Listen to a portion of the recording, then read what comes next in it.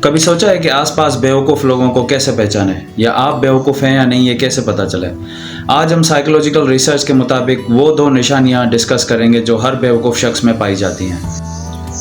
پہلی نشانی ہے ڈننگ کروگر ایفیکٹ۔ ڈننگ اور کروگر نے 1999 میں ایک سائیکولوجیکل ریسرچ کی جس میں انہوں نے دیکھا کہ وہ لوگ جو اوور کانفیڈنٹ رہتے ہیں، جو اپنے آپ کو سمجھتے ہیں، اصل میں ان کا IQ لو ہوتا ہے۔ وہ کسی اسکل میں یا نالج میں بہت ہی ویک ہوتے ہیں پر دکھاتے ہیں کہ وہ سب سے زیادہ ہیں، اوور کانفیڈنٹ رہتے ہیں۔ یہ لوگ سیاست، دین، صحت اور سوسائٹی کے مسائل پر ایسے بات کرتے ہیں جیسے بڑے ایکسپرٹ ہوں، لیکن اصل میں انہیں اپنی جہالت کا ہی علم نہیں ہوتا۔ جو حقیقت میں عقل مند لوگ ہوتے ہیں وہ اپنی کمی کو مانتے ہیں، سیکھتے ہیں اور ہمیشہ بہتری کی کوشش کرتے ہیں۔ سائیکولوجیکل ریسرچ کے مطابق جو دوسری نشانی ہے بیوقوف لوگوں کی، وہ ہے غلط معلومات پر آسانی سے یقین کر لینا۔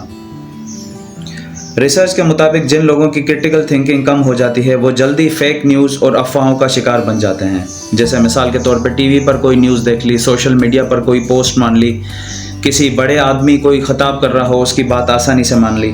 2018 میں گورڈن پینیکوک اینڈ ڈیوڈ رینڈ کی ریسرچ نے یہ ثابت کیا کہ لوگ اکثر وہ معلومات مانتے ہیں جو ان کے جذبات یا سوچوں سے ملتی ہو، چاہے وہ جھوٹ ہی کیوں نہ ہو۔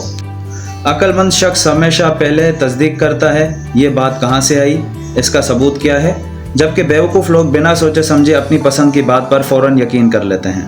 تو جب اگلی دفعہ کوئی شخص بڑا دعویٰ کرے یا فیک نیوز پھیلاتا ملے تو سمجھ جائیے کہ سائیکولوجی اسے پہلے ہی سمجھا چکی ہے۔